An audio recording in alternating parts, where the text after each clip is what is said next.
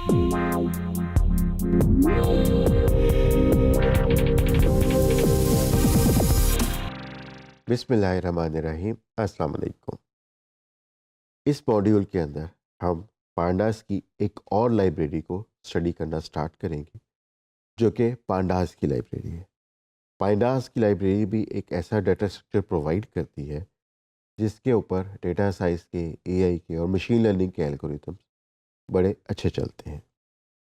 Pandas की library हमें arrays, series, matrices store करने की फैसिलिटी देती है। तो जो पांडास के अंदर पहली चीज़ हम स्टडी करेंगे है वो है सीरीज का डाटा स्ट्रक्चर।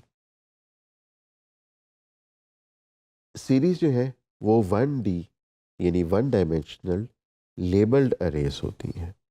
यानी उसके अंदर जो वैल्यूज़ आती हैं उनमें से हर वैल्यू का एक लेबल भी होता है।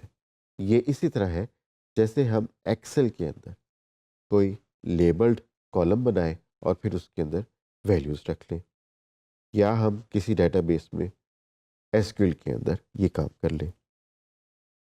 तो इसकी तमाम वैल्यूज़ जो होंगी उसमें इंडेक्स होगी और वैल्यू होगी। तो ये इंडेक्स वैल्यू पेयर हमारे पास चलेंगे और ये डेटा की डेटा टाइप ऑटोमेटिकली इन्फर कर लेती है। तो आइए चलते हैं जुपिटर नोटबुक के अंदर, जिसमें हम पांडास के अंदर सीरीज़ बनाना और उसको इस्तेमाल करना देखेंगे। तो पहली चीज़ जो हमने करनी है वो पांडास की लाइब्रेरी को इंस्टॉल करना है, जो कि पिप इंस्टॉल पांडास की कमांड से हो जाएगी। जब जुपिटर नोटबुक में हम इस कमांड को यूज़ करेंगे तो इससे पहले हम एक एक्सक्लेमेशन मार्क डाल देते हैं। तो हम पिप इंस्टॉल पांडास के कमांड को रन करके देखते हैं। तो जब हमने पिप इंस्टॉल पांडास को एग्जीक्यूट किया तो ये पांडास की लाइब्रेरी को इंस्टॉल कर देगा। हमारे सिस्टम के अंदर ये ऑलरेडी इंस्टॉल थी, तो उसने हमें ये बता दिया कि पांडास का वर्जन 2.2.3 ऑलरेडी इंस्टॉल्ड है।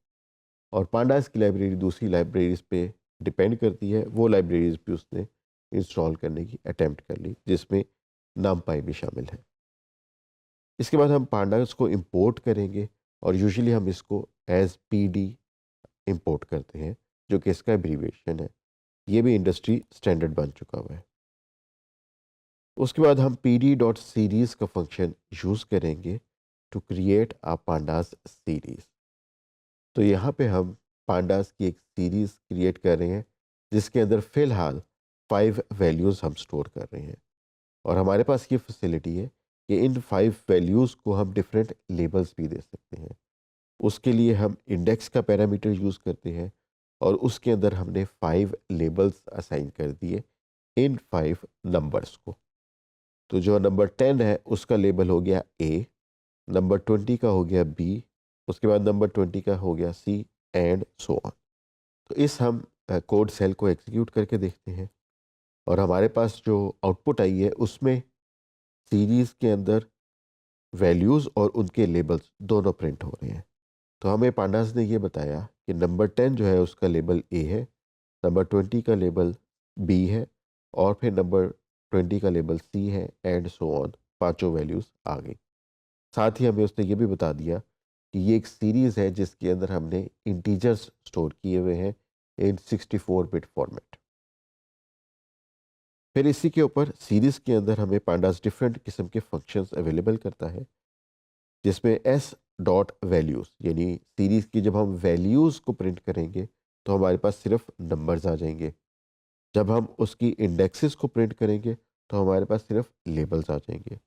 और डी टाइप से हमें उसकी डाटा टाइप पता लग जाएगी। तो हम इन तीनों प्रिंट स्टेटमेंट्स को एग्जीक्यूट करते हैं। तो आप देख सकते हैं वैल्यूज़ में उनके सिर्फ नंबर्स आए 10, 20, 20, 30 एंड 40। जब हम इंडेक्सेस प्रिंट करते हैं तो वो हमारे सामने लेबल्स प्रिंट कर देता है, जिनकी डेटा टाइप जो है वो ऑब्जेक्ट है।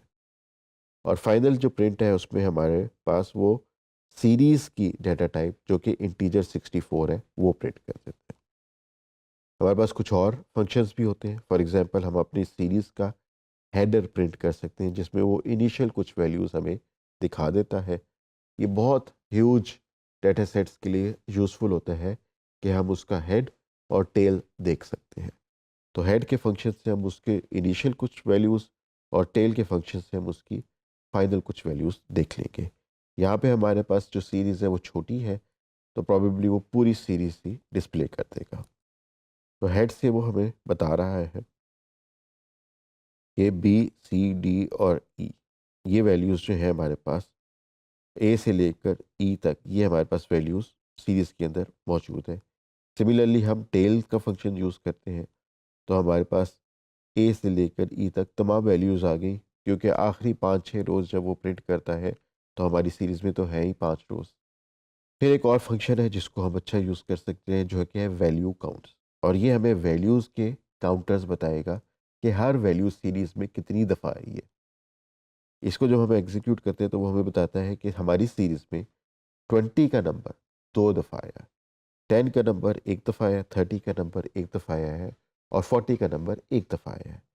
तो ये सब वैल्यूज़ को काउंट कर लेगा और उनको सॉर्टेड ऑर्डर में प्रिंट कर देगा। तो इस तरीके से हम एक पांडा की सीरीज़ बना सकते हैं, और उस पे हमारे पास पांडास में डिफरेंट ऑपरेशंस अवेलेबल हैं, जिससे हम उसको डिस्प्ले करवा सकते हैं।